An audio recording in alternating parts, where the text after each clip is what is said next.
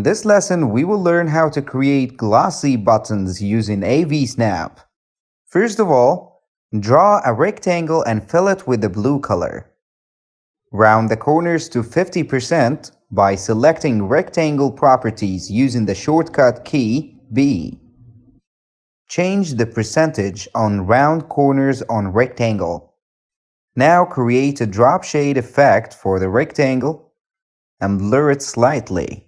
Use the shortcut key B to adjust the level of shade and blur under Effects tab. Then draw a white rectangle on the top of the button and adjust it to fit inside. Adjust the level of blur to create a shade effect on the button. Add text on the top of the buttons. A drop shade effect can be added to the text to enhance the look. You can copy and paste several buttons and adjust the background color for different effects. Now be careful. When you zoom in and out of the AVSnap design page, the redraw process occurs.